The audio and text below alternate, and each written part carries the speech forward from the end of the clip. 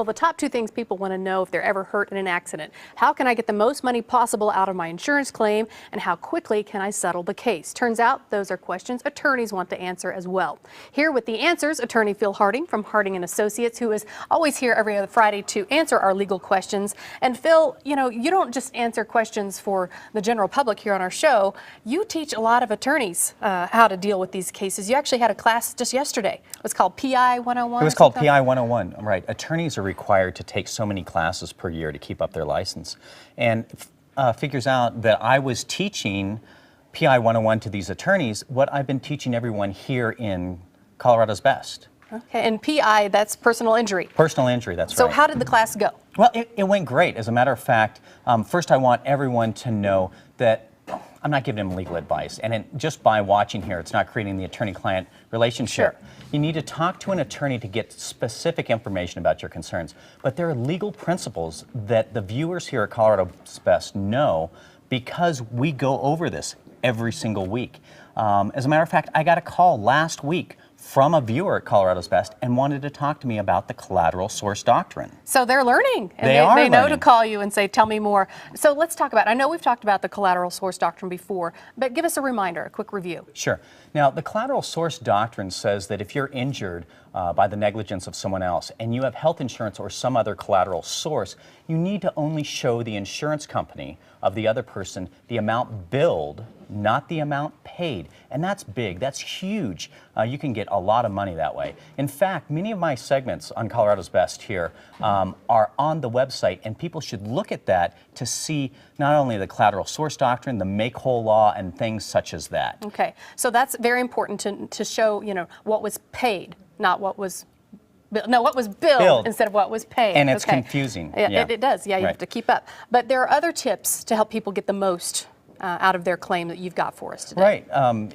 You know, yesterday when I was teaching this, one of the main things that people wanted to know is, for my clients, how can I get them more money? And so we have a graphic here to go over and talk about this. First of all, you need to follow your doctor's recommendation, and that's highly important. Let's say the doctor says, I want you to go to 10 physical therapies, and you only go to 5, and you're like, man, it's not helping me at all. The insurance company is going to use this legal principle calling failure to mitigate. You failed to mitigate your damages. Yeah, he said go 10 times, you only went 5. Right, so you really must not be hurt that much. Also, you need to provide all the information to the attorney, the good and the bad. If you've been involved in an accident before, if you had a pre-existing condition, you need to tell your attorney, because if you don't in a demand or at trial, then they're going to think you're being deceptive. Also, keep a list of all your out-of-pocket expenses. And I'm not only talking about deductibles and prescriptions, but your mileage to and from being treated. Sure.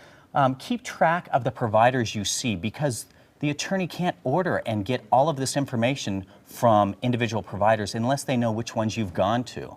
So all of these things are highly important that you need to convey to your attorney. Now, when you're talking about, you know, seeing these doctors, I mean, is it important that you see specific doctors, or should you go, you know, just to your own? Wow, that's a great question.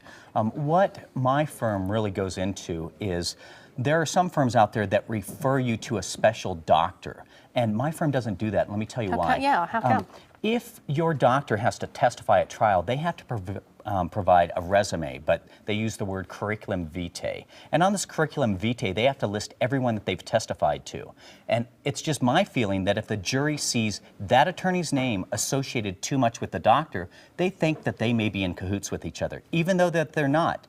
So it's important really for you to go to a doctor that you like. Let's talk about a couple other things about getting the most out of your claim. First of all, be available for your attorney. Only if you can freely communicate with them can they get you the most money. Yeah, provide all the medical bills and records that you know to the attorney, and the attorney's still going to order these, but make sure. And you need to be actively involved in the settlement negotiations. Right, don't just turn it over to your attorney and say, yeah, good luck. You've got to be involved. Yeah, you know, you want to know the balls and strikes of everything that's going on in that settlement negotiation so that you can say, oh, you know what, I told you this, but my shoulder still hurts. So now the attorney can go back and get you more money because of that. It's just highly important to be an active participant here, you know, with the settlement negotiations. Another big question that comes not only from attorneys but also our viewers is, when can you finally settle a case? Yeah. A lot of people think that they can settle it right away. And don't do that. You have to wait until you've reached what's known as MMI, or maximum medical improvement. And that's a point at which future treatment is not going to help you anymore. And hopefully you're back to 100%.